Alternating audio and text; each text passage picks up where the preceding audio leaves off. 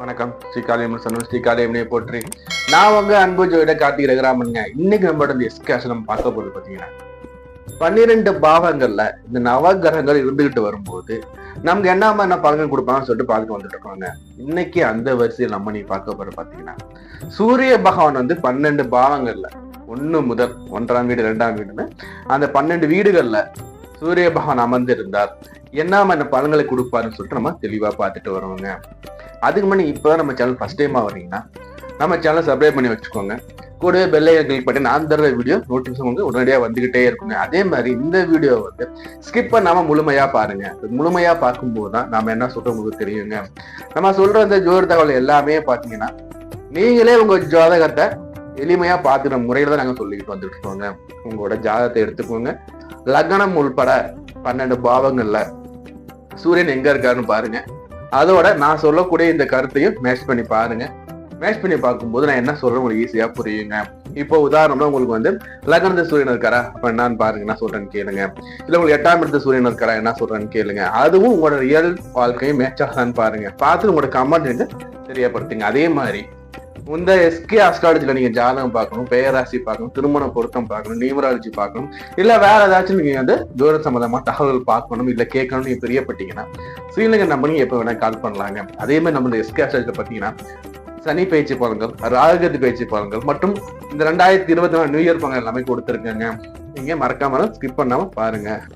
இப்ப வாங்க நம்ம போயிட்டு இந்த சூரிய பகவான் 12 பாவங்கள்ல இருந்தாருன்னா என்னென்ன ஒரு பலன் கொடுப்பாருன்னு பார்த்துட்டு வருவாங்க. இப்போ சூரியன், இந்த சூரிய பகவான் முதன்மையான ஒளி கிரகம், அதாவது ராஜ கிரகம்னு சொல்லுவோம்.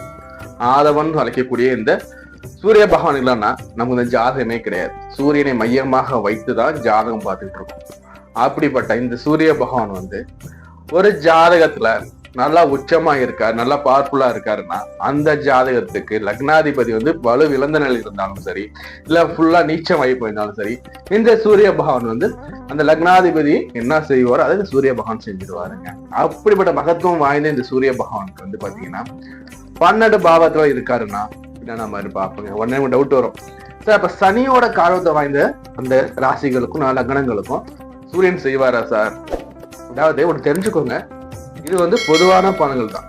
இதுல பாத்தீங்கன்னா சூரியன் இல்லைன்னா நமக்கு இந்த நவகிரகமும் கிடையாது, இந்த ஜாதகமும் கிடையாது. அப்படிப்பட்ட லக்னத்துக்கு காரகத்தை வைக்கக்கூடியது இந்த சூரிய பகவான். அப்படிப்பட்ட இந்த சூரிய பகவான் 12 பாவங்கள்ல இருக்காருனாவே அவர் இருக்கக்கூடிய ஸ்தானத்துக்கான பலனை கொடுப்பார். அது எந்த லக்னமாக இருந்தாலும் சரி, இந்த சூரிய பகவான் அவர் அங்க வாங்குற அந்த சாரத்துக்கும் அங்க இருக்கக்கூடிய இந்த ஆதிபத்தியத்துக்கும் அவர் காரகத்துக்கு தவறாமல் செய்வார் சொல்லுவாங்க. அதே மாதிரி இந்த ராசிக்கு யாரு காரகத்தோட சந்திர பகவான், சந்திரன் எங்க இருக்காரோ அதுதான் உங்களுக்கு ராசி. அதே மாதிரி இந்த லக்னத்துக்கு அந்த ஆத்மான்னு சொல்லக்கூடிய இந்த லக்னத்துக்கு பொறுப்பேற்ற கிரகம் பார்த்தீங்கன்னா சூரியன். இப்படிப்பட்ட சூரியன் உங்களுக்கு 1ஆம் பாவத்துல இருக்காரு, லக்னத்துல சூரியன் இருக்காரு. அது எந்த லக்னமாக இருந்தாலும் சரி, அந்த லக்னத்துக்கு யார் அதிபதியாக இருந்தாலும் சரி, லக்னத்துல சூரியன் இருக்காரா ரொம்ப ரொம்ப சிறப்புங்க. எப்படி இருந்தாலும் ஜாதகரை பாத்தீங்கன்னா ஒரு அரசாங்க வழியில அவருக்கு ஒரு ஆதாயத்தை ஏற்படுத்தி கொடுத்துருவாருங்க. அதே மாதிரி தொழில லாபத்தை ஏற்படுத்தி கொடுத்துருவாருங்க. தந்தை வழியில அவருக்கு பாத்தீங்கன்னா அனுகூல பலன்களை ஏற்படுத்தி கொடுப்பாருங்க. அதே மாதிரி எந்த லக்னமாக இருந்தாலும் சரி, இந்த சூரிய பகவான் இருக்காருன்னா இந்த பலன்களை அவர் தட்டாம கொடுப்பாருங்க. அதே மாதிரி லக்னத்துல சூரியன் இருக்கவங்க பாத்தீங்கன்னா அவங்களுக்கு வருமானம், தொழில் காரகத்தை வைக்கக்கூடியவர். இவர் வருமானத்துக்கு காரகத்தை வைக்கக்கூடியவர். அப்படி இருக்கும்போது ஜாதகருக்கு வருமானத்தை கண்டிப்பா கொடுப்பாருங்க. எந்த சனியோட வீடாக இருந்தா கூட சரி, லக்னத்துல சூரியன் இருந்தா சிறப்புங்க. அடுத்தபடி 2ஆம் பாவத்துல சூரியன் இருக்காரா? 2ஆம் இடத்துல சூரியன் இருக்காரு. இது பாத்தீங்கன்னா தனஸ்தானம் இல்லையா? இங்க இருக்கும்போது ஜாதகருக்கு அதிர்ஷ்ட வாய்ப்பை ஏற்படுத்தி கொடுப்பாருங்க. ஒன்றுக்கு மேற்பட்ட தொழிலை ஏற்படுத்தி கொடுத்து ஒன்றுக்கு மேற்பட்ட தொழில்கள் செஞ்சு அந்த தொழில்கள் மூலியமா அவருக்கு ஆதாயத்தை ஏற்படுத்தி கொடுப்பாருங்க இந்த சூரிய பகவான். அது யாரோட வீடாக இருந்தாலும் சரி. 2ஆம் இடத்துல சூரியன் இருக்காரா, அவருக்கு ஒன்றுக்கு மேற்பட்ட தொழிலை ஏற்படுத்தி கொடுப்பாரு, தொழில ஆதாயத்தை ஏற்படுத்தி கொடுப்பாரு, வருமானத்தை ஏற்படுத்தி கொடுப்பாரு. அந்த தொழிலுக்கு குடும்பத்தோட உதவிகள் இருக்கும், அவருக்கு ஜாதகருக்கு வருமானங்கள் இருக்கும், ஒன்றுக்கு மேற்பட்ட வருமானத்தை கொடுப்பாரு, குடும்ப ஆதரவு கொடுப்பாரு, குடும்ப ஒற்றுமையை கொடுப்பாரு. அதே மாதிரி 2ஆம் இடத்துல சூரியன் இருக்கவங்க எல்லாருமே ஒரு வகையான அதிர்ஷ்டசாலிகள் தாங்க சொல்லக்கூடிய அமைப்பா இருக்கும்.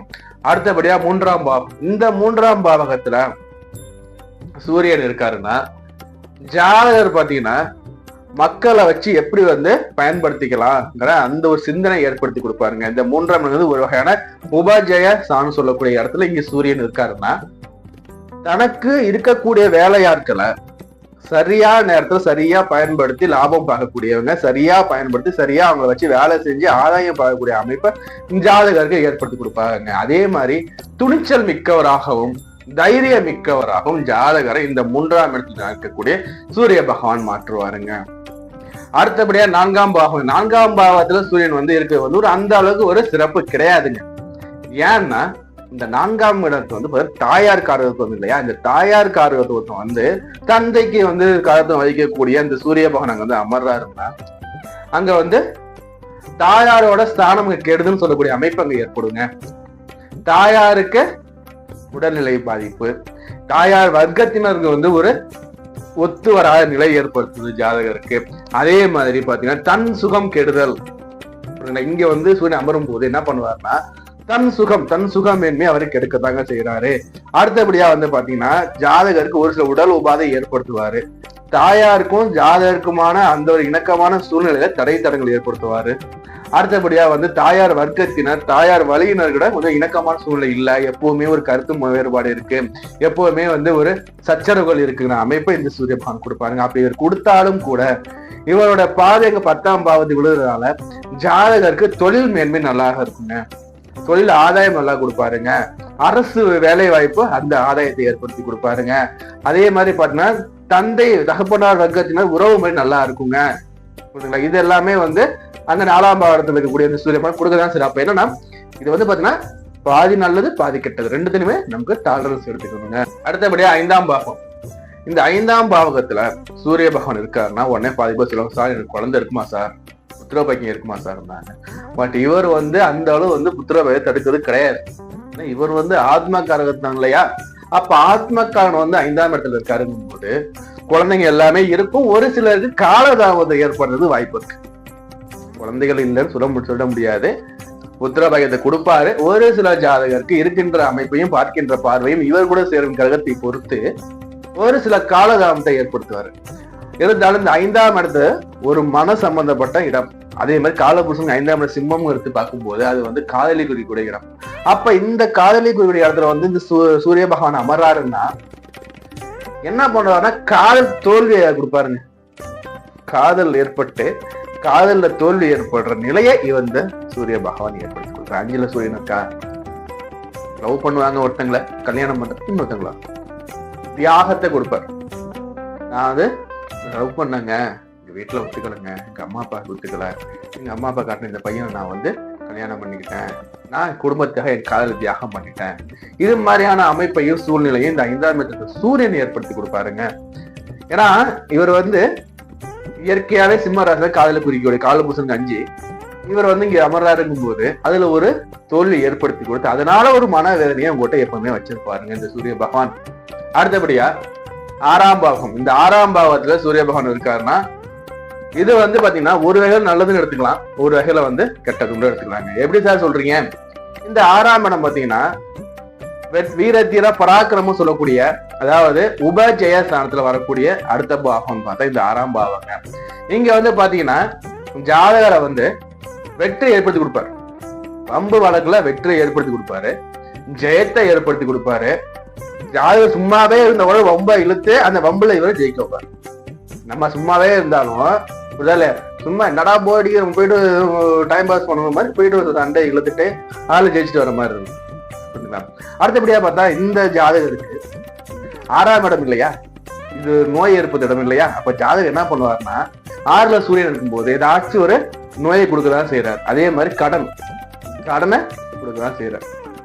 அப்போ இந்த 6ஆம் இடத்துல சூரியன் ஜாதகர் அனைவருமே என்ன பண்ணணும்னா பண விஷயத்திலையும் உங்களோட உடல் நலன் விஷயத்திலையும் நீங்க எப்பவுமே விழிப்புணர்வா இருக்கணுங்க. ஏன்னா இந்த சூரியன் 6ஆம் இடத்துல இருக்கும்போது அவர் உங்களுக்கு கடன்ல தள்ள பார்ப்பார், கடன் பிரச்சனையை கொடுத்துக்கிட்டே இருப்பார், அடுத்தபடியா உடல்ல வியாதியை கொடுத்துக்கிட்டே இருப்பார். சோ அப்போ தெரிஞ்சுக்கோங்க, உங்க ஜாதகத்துல 6ல சூரியன் இருக்கா, கொடுக்கல் வாங்கல் ரொம்ப கவனம். அதே மாதிரி செலவு பண்ணும்போது நிறுத்தி நிதானமா எதுக்கு தேவையை அறிந்து செலவு பண்ணுமே தவிர அனாவசியமா தேவை பண்ணாதீங்க. தேவைக்கு செலவு பண்ணுங்க, ஆசைக்கு செலவு பண்ணாதீங்க. அடுத்தபடியா உங்க உடல் நலன்ல எப்பவுமே கவனம் இருக்கும். உங்க உடலை நீங்க பேணி பார்க்கணும். 6ல சூரியன் இருக்கும்போது இல்லைன்னா தேவையில்ல மருத்துவ செலவை ஏற்படுத்துவார். அதே மாதிரி எந்த பிரச்சனை வந்தாலும் சரியா போயிடணும். நம்மளா போயிட்டு இந்த பிரச்சனை இருக்கக்கூடாது, வர்ற பிரச்சனை நம்ம பெருசான முக்கியத்துவம் கொடுக்க கூடாது. புரிஞ்சுங்களா? அதனால இந்த 6ல சூரியன் என்னன்னா எதிர நிறுத்தி நிதானமா செயல்படக்கூடிய அமைப்பை நீங்களே உங்களுக்கு வளர்த்துக்கணுங்க. அடுத்தபடியே 7ஆம் பாவம். இந்த 7ஆம் பாவத்தை சூரிய பகவான் இருக்காரா? இந்த 7ஆம் பாவம் என்னத்தை குறிப்பிட்டு சொல்லுங்க, கலஸ்திரஸ்தானம் சொல்லக்கூடிய இடம். இங்க சூரியன் இருக்காரா? அப்போ என்ன பண்ணுவாருன்னா ஃபர்ஸ்ட் திருமணத்துல ஒரு தடையை ஏற்படுத்துவார். கணவன் மனைவிக்குள்ள ஒரு ஒத்து போகாத நிலை ஏற்படுத்துவாருங்க. அடுத்தபடியா கூட்டு தொழில் செய்யற இடத்துல கொஞ்சம் நஷ்டத்தை ஏற்படுத்துவாரு. அதுலயும் ஒரு ஒத்து போகாத இணக்கமான சூழ்நிலையை இவரை ஏற்படுத்த போறது கிடையாது. இவங்க பாத்தீங்கன்னா கணவன் மனைவிக்குள்ள என்னதான் அந்யுன்யம் இருந்தாலும் ஒரு சில அப்பப்ப கருத்து வரதான் செய்யும். இதுக்கு நம்ம என்னன்னா தலைக்கே கொடுக்கூடாது.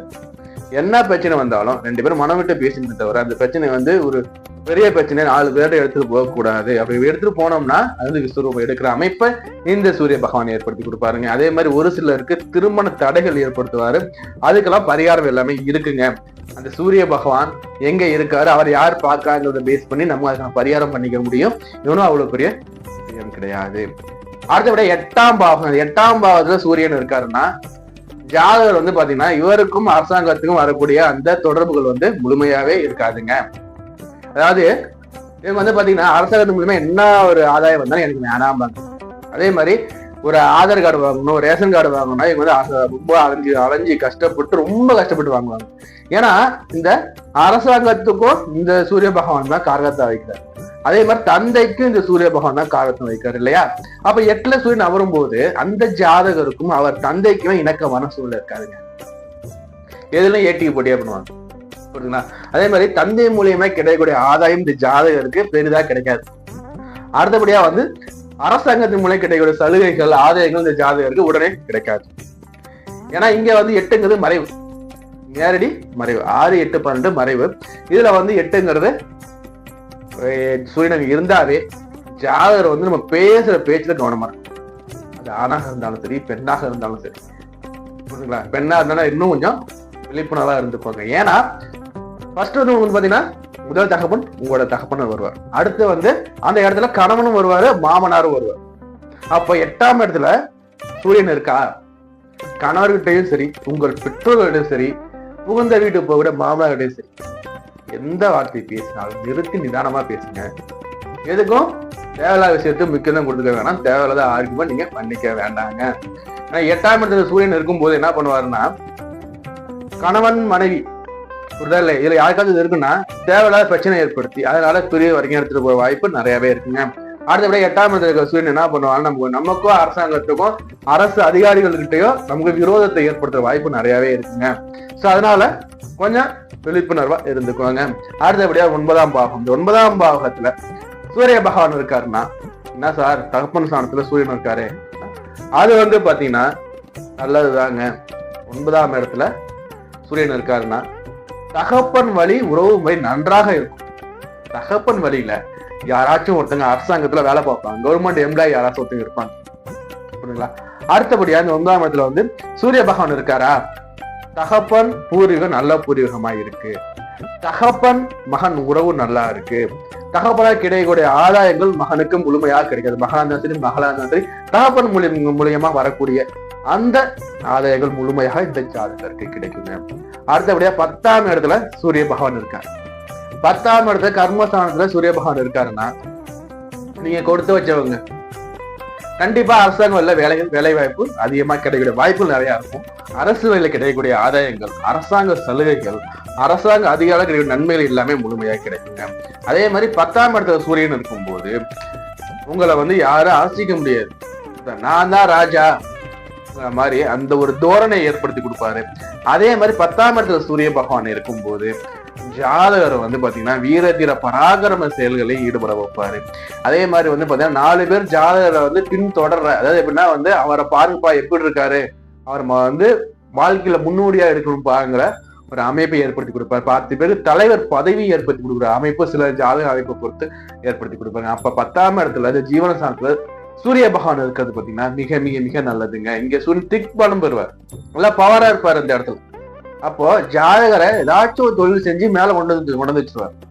அதே மாதிரி அரசாங்கம் அந்த வாய்ப்பு நிறையவே அவருக்கு இருக்கும். பவர் செக்டர்ல வேலை செய்யற அமைப்பு நிறைய ஏற்படுத்தி கொடுப்பாரு இந்த ஜாதகருக்கு. அடுத்தபடியா பாத்தீங்கன்னா 11ஆம் இடத்துல சூரிய பகவான் இருக்காரு, ரொம்ப ரொம்ப நல்ல விஷயங்க. இந்த 11ல வந்து எந்த கிரகமா இருந்தாலும் கெடுக்க முடியாது. அப்ப இங்க சூரியன் அமர்றாருங்கும் போது பெரியவோட ஆதரவு நல்லாவே கிடைக்குங்க. மூத்த அதிகாரிகள், அரசாங்கத்துல ஒரு பெரிய பதவியில் இருக்கோட அனுகூலங்கள், பெரிய பதவிகளோட நட்பு உறவு உங்களுக்கு ஜாதக ஈஸியாக கிடைக்குங்க. அதே மாதிரி பாத்தீங்கன்னா ஜாதகருக்கு தங்கம் வெள்ளி இதன் மூலியமா ஆதாயத்தை ஏற்படுத்தி கொடுப்பாரு. வீட்டுல உள்ள பெரியவர்கள் மூலியமா ஆதாயத்தை ஏற்படுத்தி கொடுப்பாரு. இது மாதிரி அவங்களுக்கு வந்து பாத்தீங்கன்னா 11ல இருக்க சூரியன் வந்து நல்லதா செய்வார், தவிர எந்த ஒரு கெட்ட பொண்ணும் கிடையாது.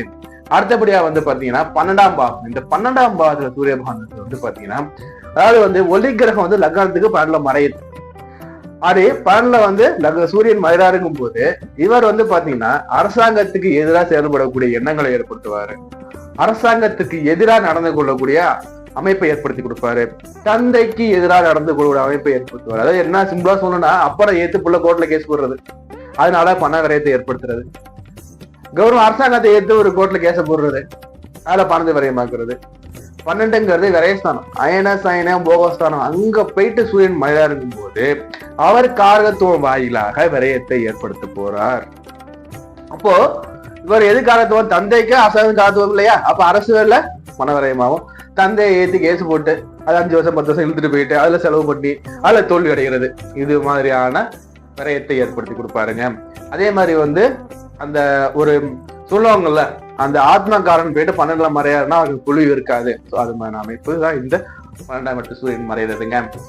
இப்ப நம்ம இது வரைக்கும் பார்த்தது பாத்தீங்கன்னா ஒரு பொதுவான பலன்கள்ங்க. இந்த சூரிய பகவான் 12 பாவகத்துல இருந்தா என்னென்ன மாதிரி பலன் கொடுப்பான்னு பாருங்க இல்லையா. இது வந்து ஒரு பொதுவான பலன்கள். இப்போ உங்களோட சுய ஜாதகத்துல இந்த சூரியனை வந்து ஒரு குரு பாக்குறாரு, இல்ல சுக்கிரன் பாக்குறாரு, இல்ல சுப சந்திரன் பாக்குறாரு, இல்ல சுப சந்திரன் சேர்ந்து இருக்காரு, இப்படி எல்லாம் அந்த சேர்க்கை இருக்கும் போதும் சரி, இல்ல சுபரோட வீட்டுல இருக்காரு, அல்லது பாவியால பார்க்கப்படுறாரு, இல்ல பாவியால பங்கப்பட்டு போயிருக்காரு, இல்ல வேற எதுவும் கிரகத்தால அவர் வந்து கெட்டு போயிருக்காரு, நான் சொல்லக்கூடிய பலன்கள் முன்ன பின்ன மாறுங்க. உங்களோட சுய ஜாதகத்தை எடுத்துக்கோங்க, நான் சொன்னதை மேட்ச் பண்ணி பாருங்க. இதுல உங்களோட கமெண்ட்ஸ் என்னவோ நமக்கு கமெண்ட் செக்ஷன்ல கொடுங்க. அதே மாதிரி நீங்க இப்பதான் ஃபர்ஸ்ட் டைமா வீடியோஸ் பாக்குறீங்கன்னா என் வீடியோஸ் வந்து சப்ஸ்கிரைப் பண்ணி வச்சுக்கோங்க. கூடவே பெல் ஐக்கன் பண்ணி நான் தர வீடியோ வந்துகிட்டே இருக்கேன். நீங்க பார்த்த இந்த வீடியோஸ் ஃப்ரெண்ட்ஸ் எல்லாருக்குமே ஷேர் பண்ணுங்க. அதே மாதிரி நம்ம இந்த எஸ்கே அஸ்ட்ராலஜில வந்து நீங்க வந்து ஜாதகம் பார்க்கணும், பேராசி பார்க்கணும், இல்ல வேற ஏதாச்சும் ஜாதக சம்பந்தமான விஷயங்கள் தெரிஞ்சுக்கணும் பிரியப்பட்டீங்கன்னா சீக்கிரம் நம்ப நீங்க எப்ப வேணா கால் பண்ணுங்க. அதே மாதிரி இந்த சூரிய பகவான் வந்து தந்தை காரகத்துவம். ஒருத்தர் ஜாதகத்துல சூரிய பகவான் வலுவா இருக்காரு, நல்லா சூப்பரான அம்சமா அமைஞ்சு போயிட்டாருன்னா லக்னம் கெட்டு போயிருந்தாலும் சரி இந்த ஜாதகம் நல்லா வந்துருவாருங்க. அதே மாதிரி ஜாதக தந்தை நல்லா இருப்பாருங்க.